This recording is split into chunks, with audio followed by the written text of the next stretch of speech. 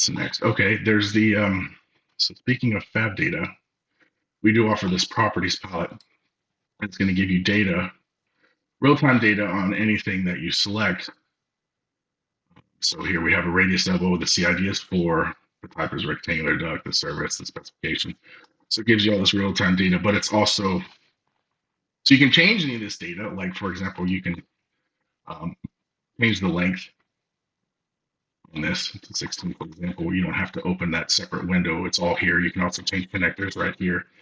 And you can do multiple parts at a time. So say, for example, I have some cut sheet on some barrel diffuser that's supposed to fit these tabs. I can go ahead and tab select, come up here, and say, just give me those tabs. So this also functions as a really quick selection filter for all kinds of good stuff here. So I was able to just select all those tabs all at once, and I'm looking at this cut sheet, and I say, okay, I need a 28-inch wide tab, 18-inch tall, and I need a 1-inch flange in, or a 2-inch flange in. You can change this all right here, multiple parts at a time, which is really cool. Say, for example, and this is a common task, I'm working with all this chilled water pipe, and say I want to number it, but I don't want to number gaskets, welds, and valves.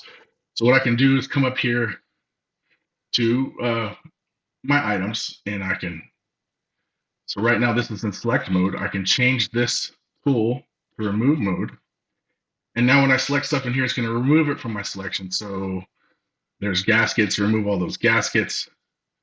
Or I can find them just by type, put type in remove mode, remove those valves, remove those welds. And now I'm just stuck with bolts and pipework, get rid of that. And now I just have pipework. That's good. I can go ahead and number that. So all kinds of good uses for that, especially when you're scheduling or numbering and tagging. So this is very, very useful. All kinds of stuff in here. You can change the part number, the status, approved, cut type.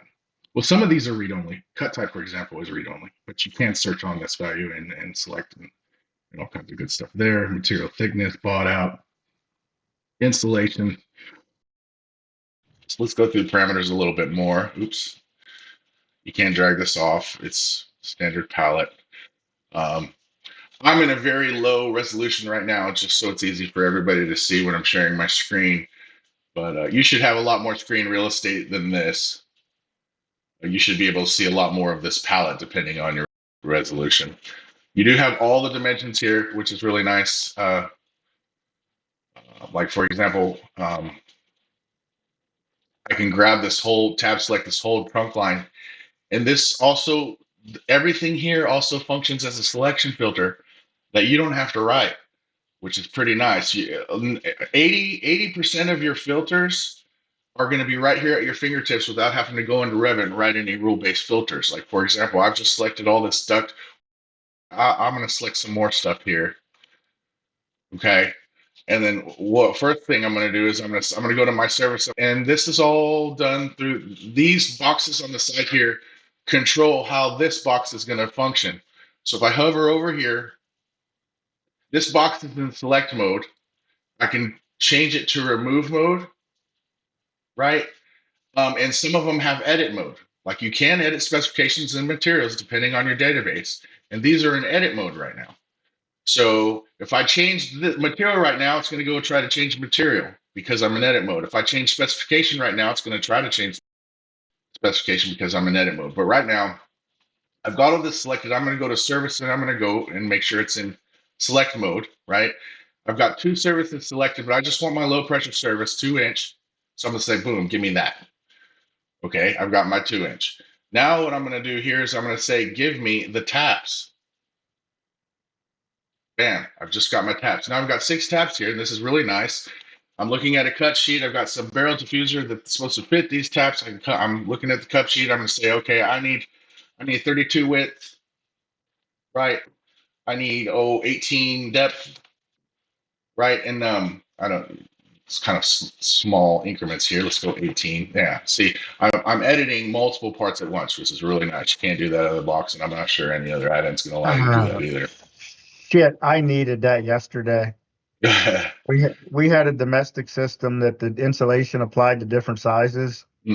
And I didn't have an insulation spec from the database coming in. I was trying to filter per size. That looks like that would have let me pick all the 2-inch pipe and apply a 1-inch insulation to it. Is that Yes, right, Steve? yes, sir. Hmm. Son of a bitch. Yeah, so there is insulation here as well. And again, it functions as an edit tool or a filter tool, depending on what you've got selected here. Like, um, yeah. So I've got general insulation on this pipe. I've got 2-inch insulation on this duct. So if I just, you know, get a sloppy box dragged across here, and I go to my insulation, put that in select mode, and say, give me, and now it's going to give me all of the insulations that are selected. And I'm gonna say, well, just give me the general installation stuff. Bam, there you go. So you can like connectors as well. Let's see, I've got 1-inch flange in on C1, and then these are all TDC. I'm gonna select all this. Well, this tap is actually not connected. Notice I'm tab selecting, and it's not selecting that tap. That's another good use is this connect tool. Very useful. Go ahead and click connect. Bam, that tap is now connected. But yeah, so like I said, even connectors. So I have a bunch of stuff selected, and so C1 varies. Everything that I have selected, connector 2 is TDC, so it tells us that. But there are some connector ones that vary. What I can do here is put this in select mode and say, just give me everything with a 1-inch flange in, right? Or I could have done the opposite. Give me everything with C1 as TDC. We do have an elevation tool as well. So I can look at this from right now I'm bottom 14.8. I can switch this to center. 15.2 is center. What's the top? And another thing that's useful is this introduces the concept of highest and lowest. So let me give you an example of that. So this is a slope service. And this sloped roof drain, not roof drain, floor drain service here are serving these pumps. I select here, I say, what's the lowest of all of this pipe I have selected? -3 foot 3 and some 30 seconds, and that's to the flow line, the bottom here. Um, and that's useful, especially for grease duct and this kind of stuff. What I can do then is I can go ahead and say, well, no, that's not enough, or that's too much, or I might, if I'm not, when you're figuring out your flow lines and stuff, you got to be so deep. Otherwise, by the time you get to the other side of the building, you might be coming up above the slab.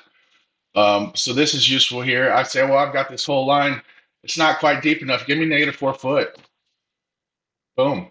Now this is -4 foot and everything's moved with it. Now I will have to go and fix this stuff, but it does give us that tool, which is nice. Say I want to put length tags on straights and not fittings. Because right now, let me go back that quarter.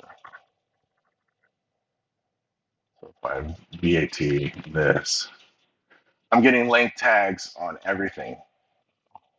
And that's just the out of the box functionality of the auto tag tool. What you can do is this functions as a really quick filter for almost anything you can imagine. So you can write really complex filters in Revit that you can also use through the filter tool, which I'll show you guys in a little bit if you like. But you won't have to write 90% of those filters with this tool here. So what I can do here is come up and say, just give me my straights and length tag those. Okay. Now I don't have a length tag on the transitions, just the straights. I could say, just the transitions, right? I could say, yeah, just give me the transitions. VLT.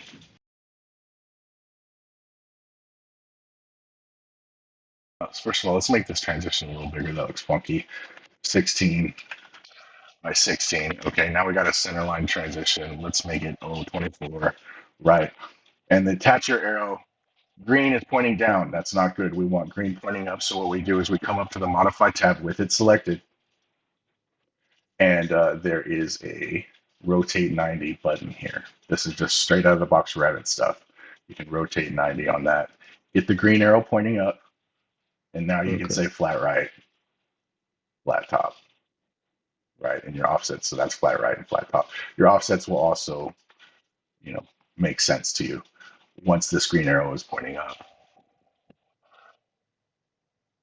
You know, you got some hangers on there. Yeah, well, first of all, I tab selected and it's not grabbing the hangers with it. Mm. Uh, but I can do it this way. Right?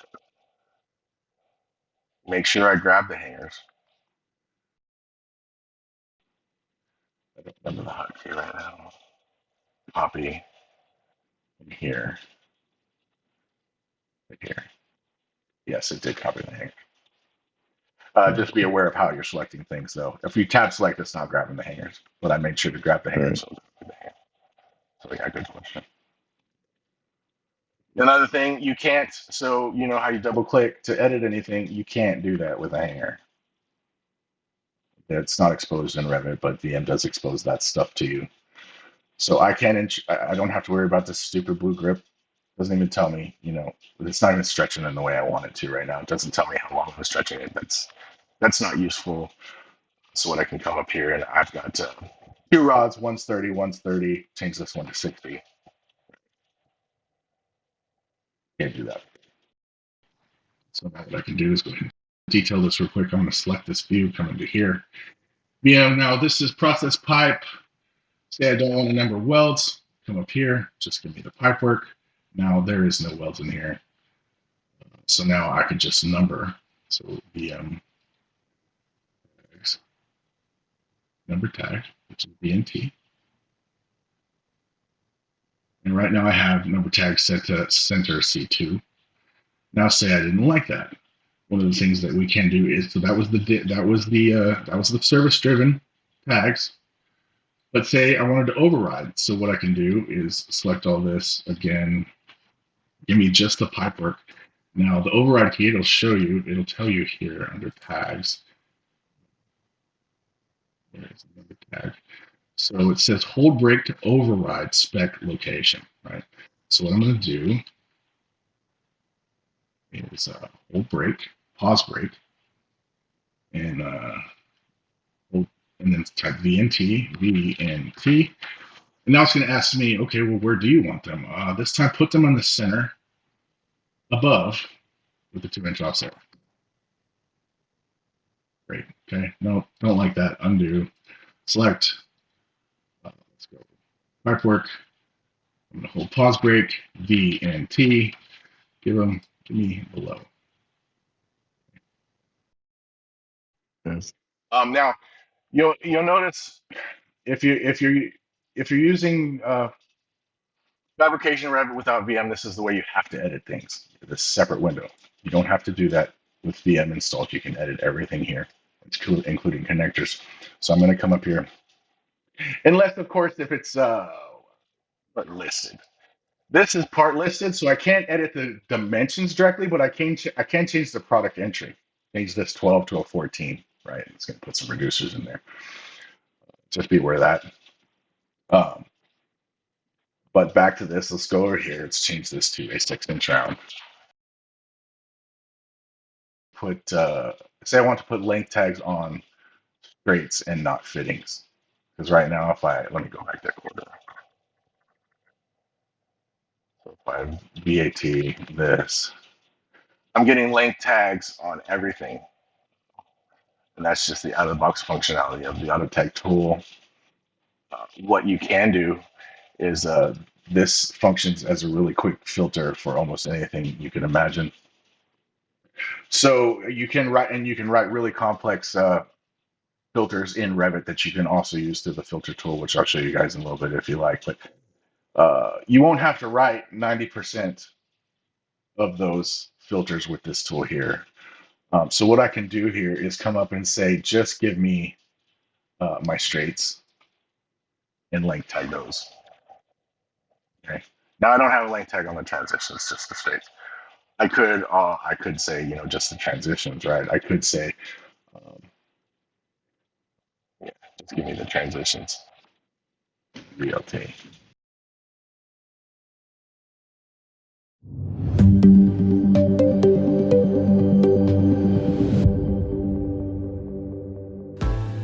The Virtual Mechanical Fabrication Properties palette provides real-time ITM data, dimension editing, and advanced filtering tools for selected fabrication parts. For example, we can edit dimensions and specifications for multiple parts at once. Using approved submittal data, we can adjust dimensions and connectors for these taps. Here we can oversize the taps, adjust the length for the integrated OBD, and provide a 1-inch flin for easy installation. Using the VM Properties palette, we can edit dimensions and specifications for any fabrication part on the fly, as we model. This includes fabrication hanger dimensions, which are otherwise unavailable for manual editing.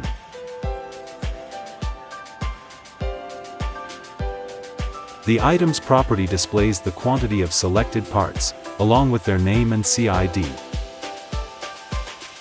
When multiple parts are selected, we can use the items property to filter our selection.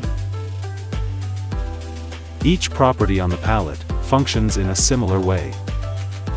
Toggle buttons to the right of each property enable us to specify the function of each tool. In select mode, we can filter our selections using the specified value. In remove mode, we can remove the specified values from our selections. Edit mode enables us to set the fabrication properties directly. With the VM Fabrication palette, we can quickly and easily edit fabrication properties, or process multiple filters on our selections. This is a common task when working with tags and part numbers, or scheduling part data for various project requirements. For example, we can quickly select our entire welded threaded service, removing the gaskets, welds, and valves. For advanced, custom filtering capabilities, we can use the Selection Filter tool on the Virtual Mechanical Ribbon. Specification changes are common enough, although they can be costly and time-consuming, especially when modifying existing coordinated services in Revit. Changing services while keeping the existing fabrication elements intact is only supported between services with identical templates and specs. Geometry changes are not allowed. We can, for example, change a service to a copy of the same service without issue. This isn't very useful excluding changing service name, since changing a service name in the database directly will bracket the service and orphan the parts. The only Revit-supported method for geometry modifying service level changes is to use the Change Service tool via the Modify tab. This will force a redraw and replace of the selected parts using the default items and dimensions of the specified service. As you can see, this can have wildly undesirable results, wiping out any data, custom dimensions, tags and numbers that existed on the original parts. Thankfully, in many cases where a service change is required, what we are really after is a specification or material change. Using the Virtual Mechanical Properties palette, we can do both. For specifications that are generally compatible, with only minor differences in gauges, materials, and pressure, changing spec is straightforward. In this isolated example, we were able to change a 4-inch water gauge spec to a 2-inch water gauge spec, with zero additional rework. For more significant specification changes, however, like changing a TDC spec to a welded spec, the parts will be disconnected and we must manually fix the mess that it makes. This is, however, a far better option when considering the alternative that Revit provides. In the event that a spec change creates an unacceptable inconsistency with the service name, we can perform a copy and rename of the specified service in the fabrication database profile, then change service before changing spec, as previously mentioned. The Virtual Mechanical Properties Elevation tool has existed since Revit 2018, when top and bottom elevations were unavailable for fabrication parts. In Revit 2020, these elevations were added, however in most cases, the VM elevation property functions much differently. Both tools are useful, and knowing the differences between these tools will help us to make our elevation changes and calculations much easier. One of the more obvious differences between the tools is that the VM elevations do not include insulation, while the Revit elevations do. In many cases, the Revit properties will not allow us to modify top and bottom elevations directly. With Virtual Mechanical, we can. When making elevation changes with the Revit properties, risers and vertical offsets will be stretched to maintain connection. When making elevation changes with Virtual Mechanical, any elements excluded from the selection will be disconnected. It is a common requirement, especially in the early stages of coordination, to move entire systems up or down, without changing their overall structure. The Virtual Mechanical Elevation tool introduces the concept of highest and lowest elevation to fabrication parts, helping to manage elevation changes to large selection sets. Here we can see that the lowest elevation of the selected roof drain is 12 feet, while the highest elevation is almost 16 feet. Using the lowest or highest elevation option, we can make relative elevation changes to entire systems at once, without changing their overall geometry. This can even be done when multiple services and fabrication categories are selected. With the VM Fabrication Palette, we have instant, real-time, read-write and filtering access to our fabrication data, including status, cut type, bought out, product entry, and much more. Leveraging powerful, intuitive tools like these, Virtual Mechanical helps to make our Revit fabrication workflow much easier.